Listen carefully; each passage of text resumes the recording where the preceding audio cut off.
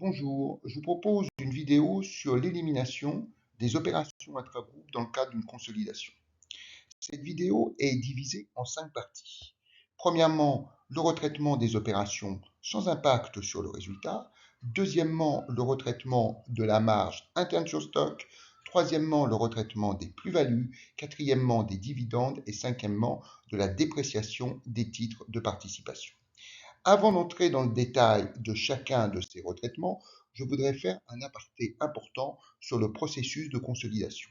Nous avons une société M et une société F dont les comptes sont transférés à la personne en charge de la consolidation. Il s'avère que ces comptes individuels de M et de F ont été arrêtés. Ils ont même éventuellement été publiés. Ils ne sont donc plus modifiables. Dans ce contexte, il va toutefois falloir prévoir des écritures de retraitement, d'une part des opérations intragroupes, c'est l'objet de toute cette vidéo, et d'autre part des écritures de retraitement d'homogénéisation comme préalable à la consolidation. Ces écritures feront l'objet de vidéos ultérieures.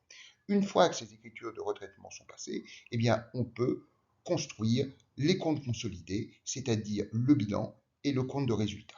Alors, avant de passer à la première série de retraitements, je voudrais insister et compléter ce que j'ai dit quant au fait que les comptes individuels de M et de F ne sont plus modifiables.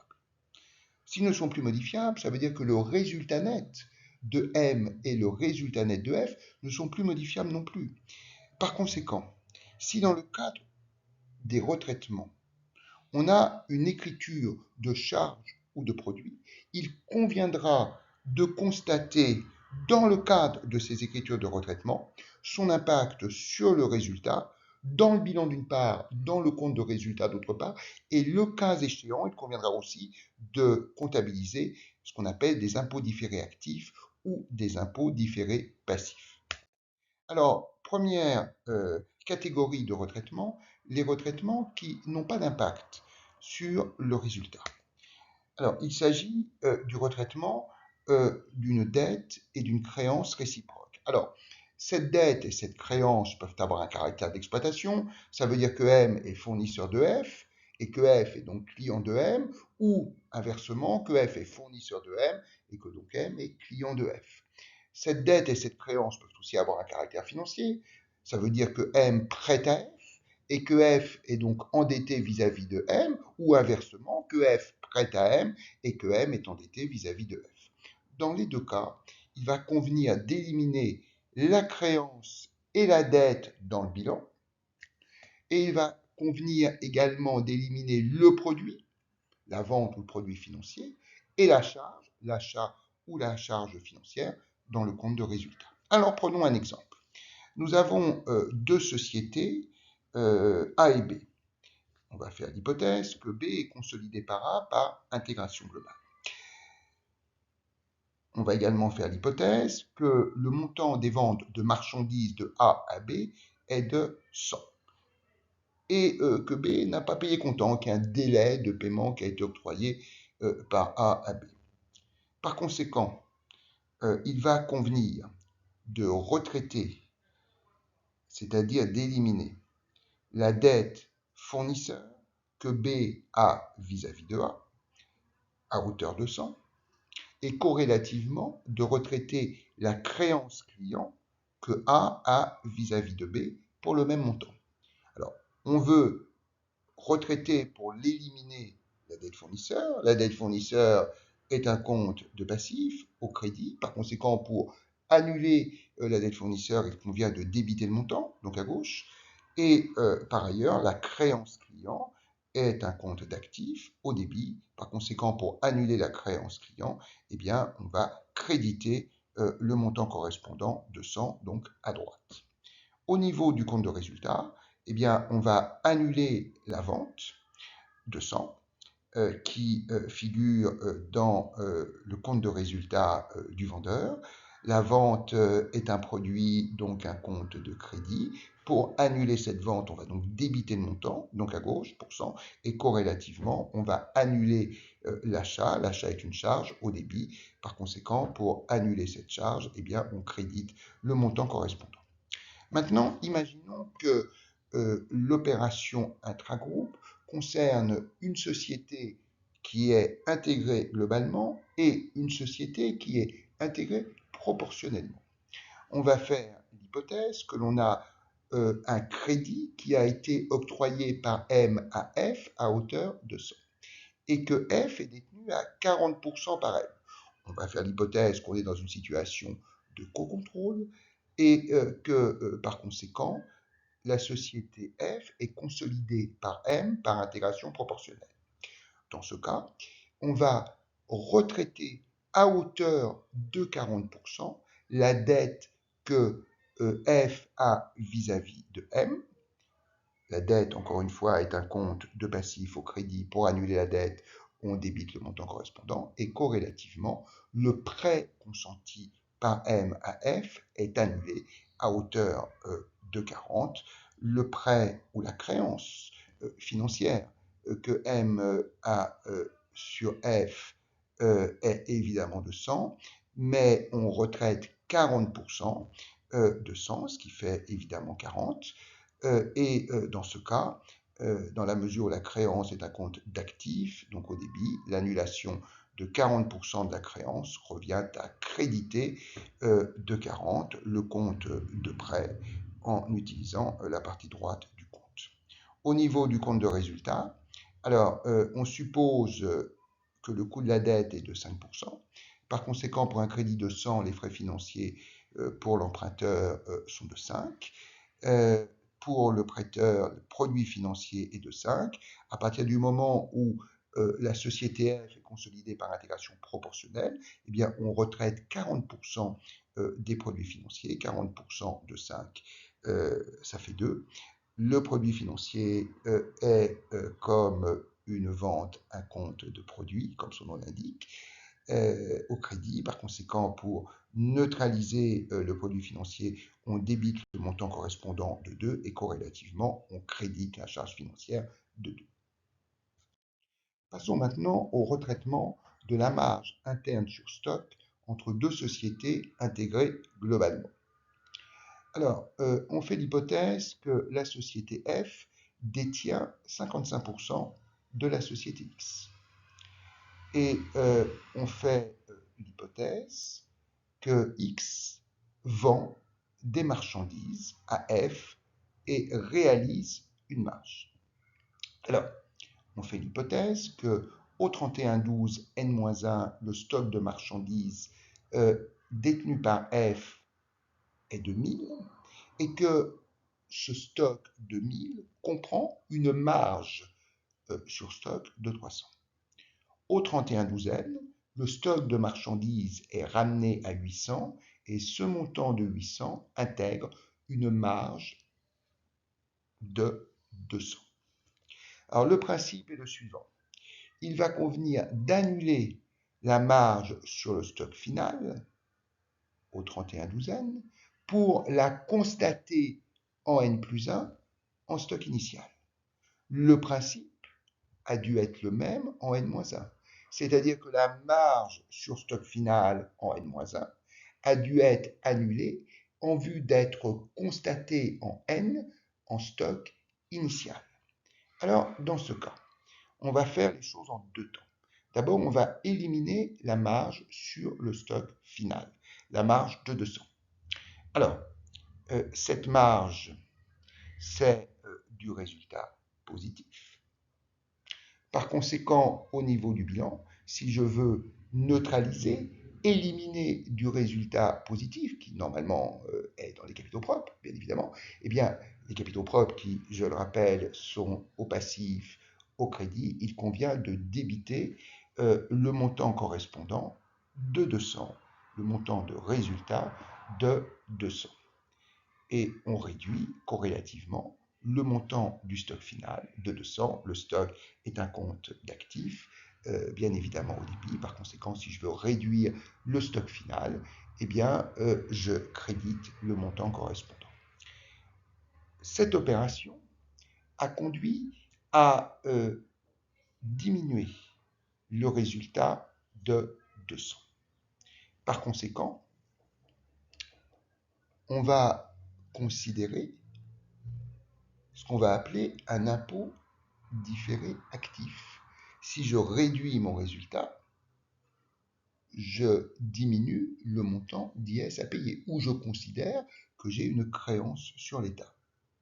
Dans le cadre du processus de consolidation, lorsque l'on réduit le résultat imposable, eh bien, on constate un impôt différé actif, qui est donc un compte d'actifs, donc au débit. Et bien évidemment, cet impôt différé actif, cette réduction d'impôt est une reconstitution de résultat, une augmentation de résultat de 50, à savoir 25% de taux d'IS appliqué à 200 de baisse de résultat. Dans le compte de résultat, on a évidemment à constater tout d'abord, en tout premier lieu, la baisse du résultat. Je rappelle qu'un bénéfice s'inscrit à gauche avec les charges dans un compte de résultat équilibré où total charge égale total produit. Par conséquent, une perte s'inscrit à droite. Donc si j'ai une baisse du résultat, eh bien, je crédite à droite le montant correspondant dans le compte de résultat. Et bien évidemment, si le stock final a été réduit de 200, on a une variation de stock de 200. Par ailleurs, on a, comme on vient de le voir, une reconstitution de résultats à hauteur de 50. On l'a constaté, comme on le voit encerclé en bleu, dans le bilan. On va constater également cette reconstitution de résultats dans le compte de résultats. Je rappelle que dans un compte de résultats équilibré où total charge égale total produit, les bénéfices sont du côté des charges à gauche. Et on ne fait que constater ici le fait que l'impôt sur les sociétés, la charge d'IS, diminue de 50. Alors passons maintenant à la constatation de la marge sur stock initiale. Donc on va considérer qu'au 31-12 N-1, on a fait la même chose que ce qu'on vient de faire au 31-12 N, c'est-à-dire qu'on a annulé la marge sur stock qui était de 300 pour la comptabiliser, pour la constater au 1er janvier N.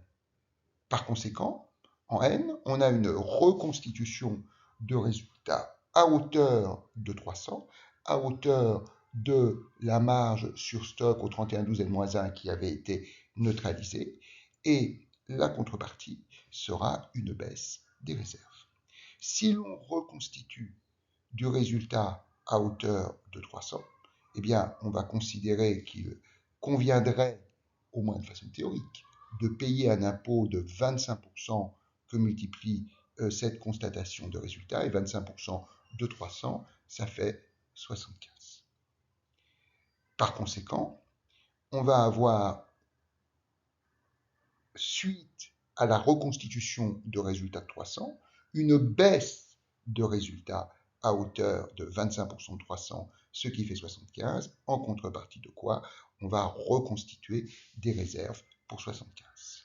Au niveau maintenant du compte de résultat au 31-12N, on a vu que l'on avait reconstitué du résultat à hauteur de 300 dans le bilan. Il faut le reconstituer également dans le compte de résultat comme si on dégageait un bénéfice qui se retrouve du côté des charges, c'est-à-dire à gauche. Et par ailleurs, on va avoir une variation de stock de 300. On a vu par ailleurs que l'on avait une baisse du résultat de 75. Cette baisse de résultat de 75 qu'on a déjà constatée dans le bilan, eh bien, il convient de la constater également dans le compte de résultat. Et pourquoi ce résultat baisse-t-il? Eh bien, tout simplement parce que le fait d'accroître le résultat revient à accroître la charge d'IS du montant correspondant, c'est-à-dire de 75. Alors passons à la plus-value cession entre entités intégrées globalement. Donc on suppose que la société M détient deux filiales, F à 80% et X à 70%. On fait l'hypothèse qu'il y a 4 ans, le 1er janvier N-3, F a acheté un immeuble pour 500, amorti sur 25 ans, ce qui veut dire que la dotation annuelle aux amortissements est de 20. On suppose par ailleurs que le taux d'IS est de 20%. On va supposer que cet immeuble a été revendu par F à X le 1er janvier N-1, il y a donc 2 ans, pour 480. Que X a l'habitude d'amortir ses immeubles sur 20 ans. Par conséquent, la dotation annuelle aux amortissements de l'immeuble dans les comptes de X est de 480 divisé par 20, 48 divisé par 2, ça nous fait 24.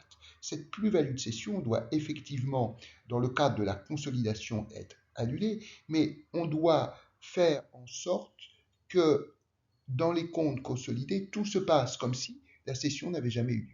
Par conséquent, il convient de neutraliser la plus-value, car on va le voir dans 2 minutes, il s'agit bien d'une plus-value de cession. Et deuxièmement, il va s'agir de revenir à la valeur brute et aux amortissements qui figuraient dans le bilan du cédant, ce qui va conduire à corriger les amortissements et à corriger l'IS. Pour cela, commençons par dresser le plan d'amortissement de l'immeuble dans les comptes de F.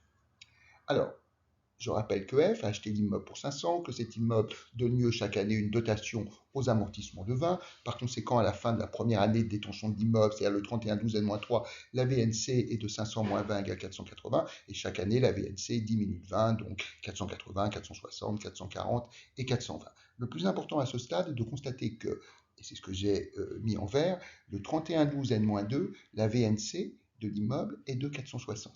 Alors que le prix de cession de cet immeuble par F à X le 1er janvier N-1, donc le lendemain, est de 480. Par conséquent, si F vend pour 480 un immeuble qui est inscrit dans ses comptes pour 460, eh bien, F réalise une plus-value de 20 qu'il va falloir éliminer, neutraliser, annuler en consolidation.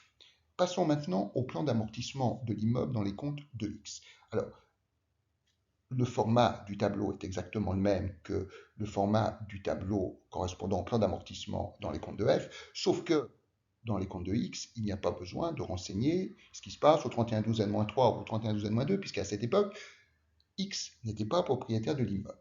Rappelons que la valeur brute, c'est-à-dire le prix d'achat de l'immeuble par X à F est de 480, que la dotation annuelle aux amortissements est de 24. Ça veut dire qu'à la fin de la première année, c'est-à-dire au 31/12/N-1, la VNC est de 480 moins 24, ce qui fait 456, et au 31/12/N, eh bien, la VNC est encore réduite de 24, et 456 moins 24, ça nous donne, comme vous le voyez dans le tableau, 432.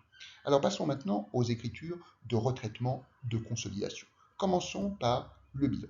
Donc première chose, on va ramener la valeur brute des immobilisations à ce qu'elle était avant la cession.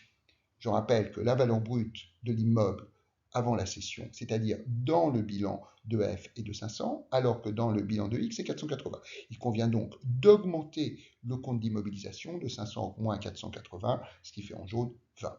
Deuxième chose, il faut neutraliser la plus-value. Il faut éliminer la plus-value en consolidation. Si la plus-value avait été constatée au cours de l'exercice N, on aurait dit on réduit d'autant le résultat de N. Mais cette plus-value, elle n'a pas été réalisée en N, elle a été réalisée en N-1. Quand on dit que l'on retraite le résultat, c'est celui de l'exercice. Si on doit toucher implicitement au résultat des années précédentes, plutôt que de dire qu'on réduit, le cas échéant, le résultat, on va plutôt dire que l'on réduit les réserves de F à hauteur de 20. Et par ailleurs, deuxième chose, si la société F avait conservé l'immeuble, eh bien elle aurait constaté des dotations de 20 en beige dans mes tableaux en N-1, de 20 en N, c'est-à-dire au total de 40. Il convient donc d'augmenter le compte d'amortissement, le compte de classe 2, à hauteur de 40. Alors, on vient de voir que les réserves étaient diminuées de 20 du fait de la neutralisation de la plus-value cession. Si je diminue des réserves, c'est-à-dire finalement, implicitement, des résultats passés, je diminue implicitement la base imposable passée et je crée ainsi un crédit d'impôt, ce que je comptabilise sous la forme d'un impôt différé actif. Et donc, je reconstitue de la réserve à hauteur du même montant. En d'autres termes, j'ai ici en violet une diminution des réserves de 20, donc je reconstitue de la réserve du fait de la déductibilité fiscale au taux de 25% à hauteur de 25% de 20, c'est-à-dire 20 divisé par 4 égale 5. Maintenant, autre point concernant les amortissements. Depuis que X est propriétaire de l'immeuble, c'est-à-dire depuis 2 ans, nous avons eu chaque année une dotation annuelle aux amortissements de 24, c'est-à-dire au bout de 2 ans de 48.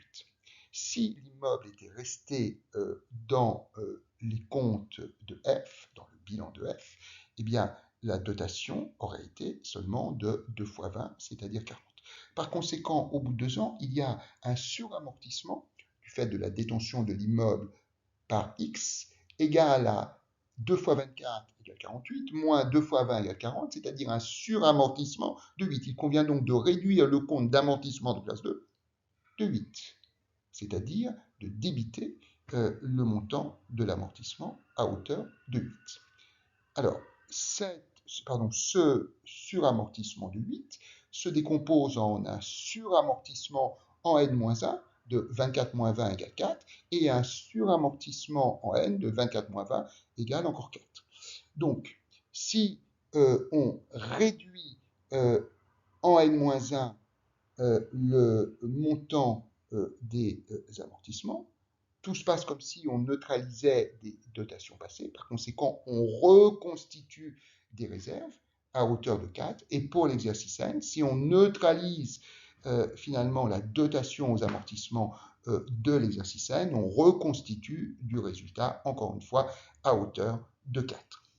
Alors, à chaque fois que l'on reconstitue de la réserve ou du résultat, on augmente implicitement la base imposable, donc on réduit respectivement les réserves ou le résultat de la fiscalité latente. En d'autres termes ici, si on reconstitue de la réserve pour 4, on va reperdre de la réserve au titre de la fiscalité, c'est-à-dire 25% de 4, un quart de 4, ça fait 1. Et si on reconstitue du résultat à hauteur de 4, eh bien, corrélativement, eh bien, on diminue le résultat de 25% de 4, un quart de 4 égale 1 au titre de la fiscalité latente. Et si donc j'ai une baisse au titre de la fiscalité latente des réserves de 1 et une baisse du résultat de 1, eh bien, ça signifie que j'ai un impôt différé passif, un impôt latent de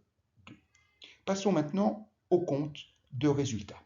Alors, nous avons vu que le résultat que j'ai encerclé ci-dessus en rouge est reconstitué à hauteur de 4. Si j'augmente le résultat, eh bien, dans le compte de résultat, eh bien, j'inscris le poste résultat à hauteur de ce montant de 4 à gauche avec les charges. Je reprends mon petit exemple habituel qui figure en bas à droite. Si j'ai une vente de 100 et un achat ou des achats de 80, j'ai un bénéfice de 20. Ça se passe dans le compte de résultat à gauche. Donc si j'ai un résultat positif, un bénéfice de 4 qui apparaît dans les capitaux propres à droite au bilan, et bien dans le compte de résultat, ça va apparaître à gauche. Et bien évidemment, cette reconstitution de résultats est la conséquence de la baisse de la dotation aux amortissements. Par ailleurs, nous avons vu que puisqu'on reconstituait du résultat à hauteur de 4, on diminuait corrélativement au titre de la fiscalité latente ce même résultat de 1, 25% de 4 égale 1. Par conséquent, si on diminue le résultat, je rappelle que quand on augmente le résultat dans le compte de résultat, lorsque l'on a un bénéfice, ça se passe du côté des charges à gauche. Si on diminue le résultat, ça se passe du côté des produits à droite. Et pourquoi, encore une fois, ce résultat diminue-t-il? Parce qu'on a une fiscalité latente, on a un impôt sur les sociétés latent de 1.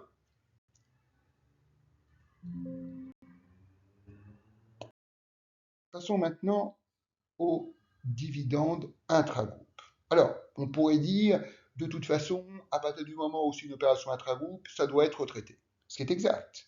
Mais il y a un argument encore plus fort, qui est que l'on veut éviter de compter deux fois la même chose. Ce que je veux dire, c'est que le dividende qui est versé en N, il est prélevé sur le résultat au 31-12 N-1, qui a déjà été pris en compte en N-1 au titre de la quote-part de résultat de N-1. Par conséquent, il convient d'éliminer le dividende perçu en N et de le comptabiliser comme une opération de N-1. Alors prenons un exemple très simple. Supposons que le 15 mai de l'année N, F verse à sa maison mère grand M un dividende de 100.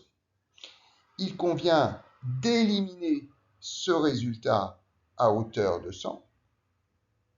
Je rappelle qu'au niveau du bilan, le résultat est dans les capitaux propres à droite, au passif, au niveau du crédit. Par conséquent, si je veux réduire le résultat, j'utilise la partie gauche. En contrepartie de quoi on augmente les réserves. Au niveau du compte de résultat, je rappelle que pour la société qui reçoit les dividendes, il s'agit de produits financiers au crédit à droite qu'il convient de neutraliser, d'éliminer en débitant le montant correspondant à hauteur de 100. Et donc, ça signifie que l'on diminue le résultat global au niveau du compte de résultat. On l'a déjà dit, lorsqu'on augmente le résultat, on utilise la partie gauche. Lorsque on diminue le résultat, on utilise donc la partie droite. Alors passons maintenant à la dernière série de retraitements des opérations intragroupes, la dépréciation des titres de participation. Comme d'habitude, on raisonne sur un exemple. On fait l'hypothèse que la société M a acheté le 5 mai N-4 des actions F pour 80, qu'à cette date, les capitaux propres de F étaient de 100, que le pourcentage acquis était de 80%. Par conséquent, la quote-part de capitaux propres ou, par abus de langage, la quote-part de situation nette acquise était de 80. Le 31-12N, on apprend que F dégage une perte de 10, ce qui veut dire que, en supposant que le résultat de F a été de 0 chaque année depuis l'acquisition jusqu'au 31-12N-1, eh bien, les capitaux propres de F sont ramenés de 100 à 100 moins 10 égale 90. Par conséquent, avec une participation de 80%, la quote-part de situation nette ou de capitaux propres est de 80% de 90 qui fait 72. Dès lors, les titres qui sont inscrits pour 80 au bilan doivent être dépréciés à hauteur de 80 moins 72 égale 8. On considère que le taux d'IS est de 25% comme d'habitude. Alors, les retraitements d'élimination des dépréciations de titres de participation doivent répondre aux deux grands principes suivants. D'abord, un principe d'homogénéisation. Il convient d'aligner les bases comptables et fiscales chez F, où la perte de 10 ne génère pas en social au niveau des comptes individuels d'impôts différés actifs, et chez M, où la dotation ou dépréciation n'est pas fiscalement déductible au taux de droit commun de 25%. Par ailleurs, deuxième principe, il convient d'éliminer cette dépréciation des titres qui fait finalement double emploi avec la quote-part de résultat net de M dans F qui est ramenée, comme on l'a vu, de 80 à 72 et il conviendra au passage de prendre en compte l'impact fiscal de ce retraitement. Alors, comme d'habitude, on va procéder en deux temps. Tout d'abord, le retraitement du bilan. Alors, on a dit que l'on allait procéder à un alignement des bases comptables et fiscales. Commençons par F. Alors, F a dégagé une perte de 10. Il n'y a jamais dans les comptes sociaux d'impôts différés actifs. On comptabilise donc en conso un impôt différé actif de 25% de 10, ce qui fait 2,5. Pourquoi? Parce qu'on considère que cette perte de 10 permet de réduire l'impôt, donc d'améliorer le résultat à gauche de 2,5. Même chose maintenant au niveau de M. M a comptabilisé une dotation de 8. Cette dotation n'a pas généré dans les comptes individuels, dans les comptes sociaux de M, d'impôts différés actifs. On comptabilise donc dans le bilan consolidé un impôt différé actif égal à 8 fois 25%, 8 divisé par 4 égale 2, et on reconstitue ainsi du résultat à hauteur de 2. Par ailleurs, la dépréciation de 8 doit être éliminée, retraitée, neutralisée. La dépréciation est un compte de classe 2 dont on augmente chaque année, lorsqu'on a des dotations aux dépréciations, la partie droite du compte. Par conséquent, si on veut neutraliser une dotation aux dépréciations, on utilise sa partie gauche où on débite le montant de 8 du compte de dépréciation. On neutralise ainsi une dotation aux dépréciations, on reconstitue ainsi du résultat à hauteur de 8. Et si on reconstitue du résultat à hauteur de 8, on augmente la base imposable à hauteur de 8, donc on a une fiscalité latente de 25% de 8, 8 divisé par 4 égale 2, on diminue donc corrélativement au titre de l'impôt latent ce résultat de 8 à hauteur de 2, et on a donc un impôt différé passif, une fiscalité latente de 2. Maintenant, au niveau du compte de résultat. Première chose, on a au moment de l'homogénéisation, au moment de l'alignement des bases comptables et fiscales, au niveau de M, augmenter le résultat de M. Il convient donc d'augmenter aussi le résultat dans le compte de résultat. Je rappelle que dans le compte de résultat, lorsqu'on a un bénéfice, celui-ci est inscrit à gauche. Donc on va avoir ce montant de résultat de 2, qu'on appelle un résultat global, à gauche dans le compte de résultat. Et pourquoi est-ce qu'on a une augmentation du résultat? Parce qu'on a tout simplement une baisse de l'IS, c'est le principe même de l'impôt différé actif. De la même façon, au niveau de F, eh bien, on a eu une reconstitution de résultat de 2,5 dans le bilan que l'on fait apparaître dans le compte de résultat du fait de la baisse de l'IS.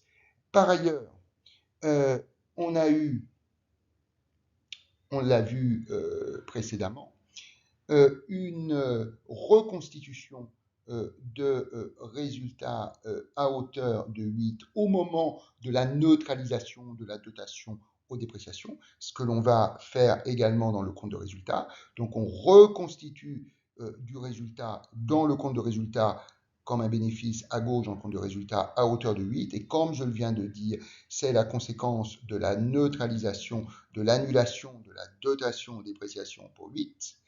Et à partir du moment où on a reconstitué du résultat pour 8, on en a reperdu un quart au titre de la fiscalité latente. Donc on a une augmentation de l'IS, une augmentation de la charge d'IS de 2, et donc corrélativement une baisse du résultat global dans le compte de résultat.